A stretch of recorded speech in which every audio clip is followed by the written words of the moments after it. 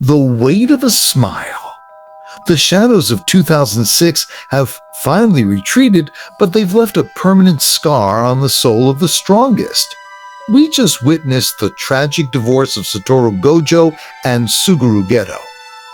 A brotherhood forged in the blue spring and incinerated in the fires of a cult's applause. But now, it's time to open our eyes.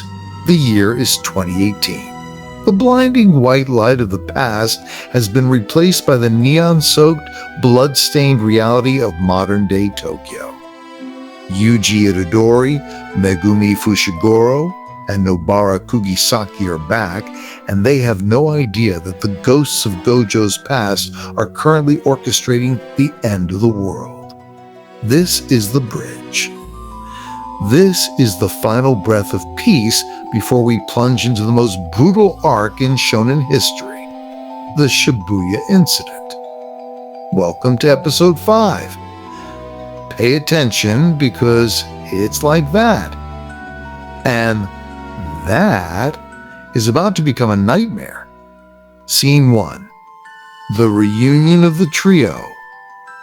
The episode opens with a sharp shift in tone.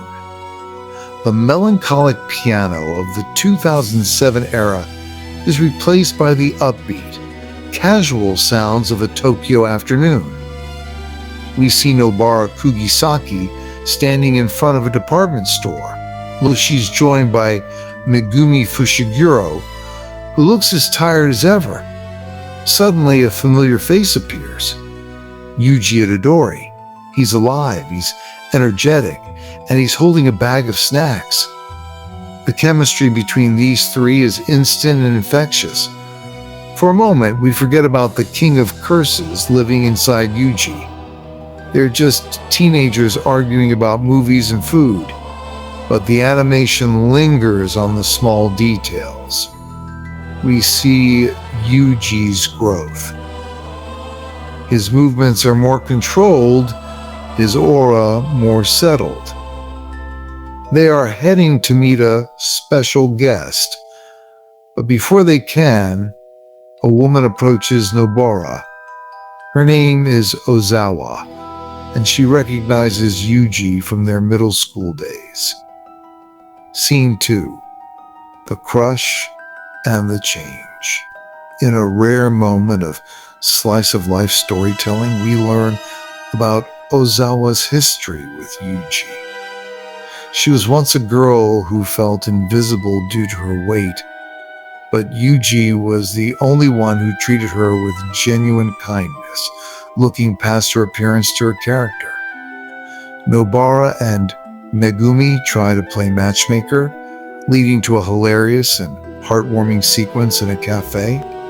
Nobara is convinced Yuji only likes tall girls with big butts, a nod to Tudo, but she's surprised by Yuji's reaction. When Yuji enters the cafe, he recognizes Ozawa instantly, despite her significant physical change. "Oh, Ozawa, what's up?" he says with that trademark grin. This scene serves a vital purpose. It reinforces Yuji's core humanity.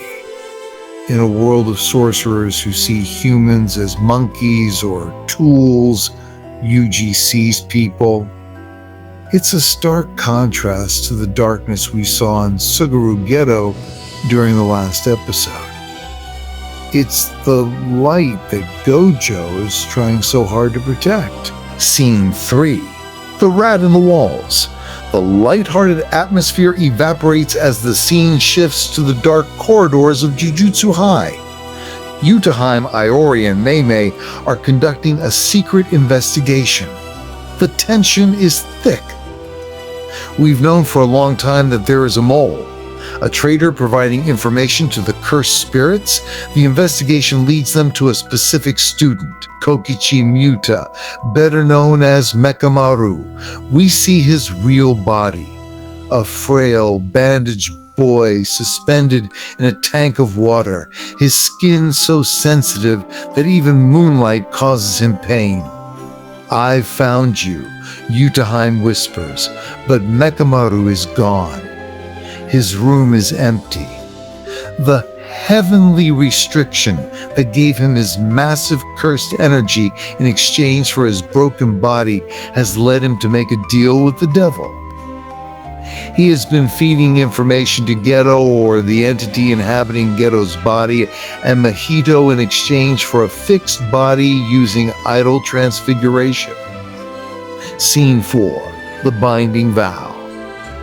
Deep in an abandoned warehouse, the villains gather. The brain in Geto's body and Mahito stand before Mekamaru's tank.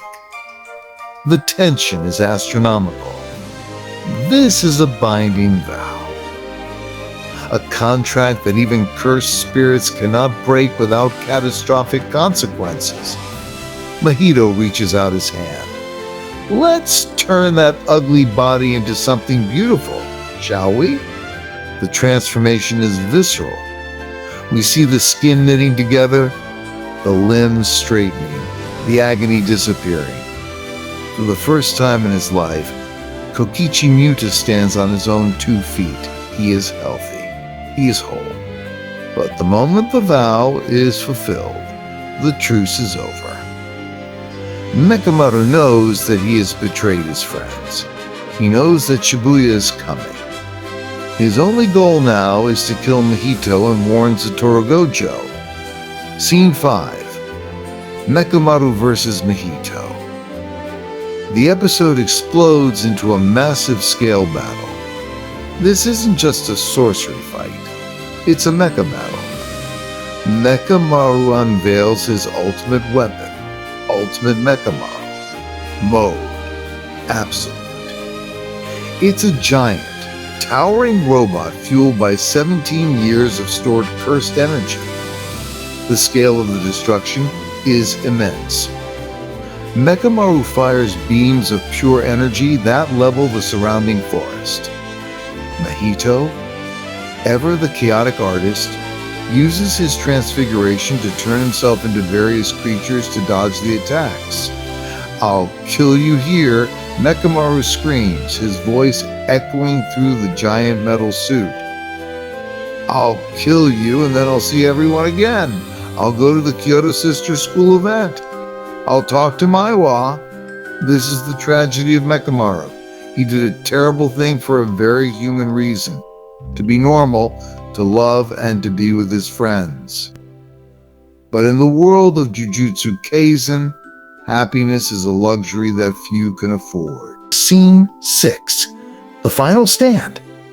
Mahito is pushed to his limit. Mekamaru manages to land a hit that targets Mahito's soul, something that should be impossible for a normal sorcerer. He uses simple domain cartridges to bypass Mahito's defense. It looks like Mekamaru might actually win. He prepares one final 17-year charge blast. The screen is filled with blinding white light, but as the smoke clears, Mahito is gone. The cockpit of the giant robot is silent. We see a small, distorted version of Mahito creeping through the metal like a virus. The episode ends with a shot of the Shibuya skyline. The date flashes on the screen, October 31st, 2018. The time, 7 p.m. A massive veil begins to drop over the city, trapping thousands of civilians inside. The narrator's voice returns cold and final. The Shibuya incident begins now, the final suspense. The fuse has been lit. The quiet episodes are over, and from here on out, there is no turning back. The trap is set. Thousands of people are trapped in Shibuya, and they are all calling for one man, Satoru Gojo. Why him? And what does the brain have planned for the strongest sorcerer? Mekamaru's fate. Did Kokichi manage to send a signal, or is he the first casualty of the war? The Shibuya incident. Get ready, because the next 18 episodes will take place over the course of a single horrific night. If you're ready for the chaos, Smash that like button and subscribe. The Blue Spring is a distant memory. Now, we enter the heart of darkness. Press the bell icon for episode 6. The Shibuya incident, where the strongest sorcerer walks into the ultimate trap. Who do you think is the real traitor? Let us know in the comments below. End of episode 5.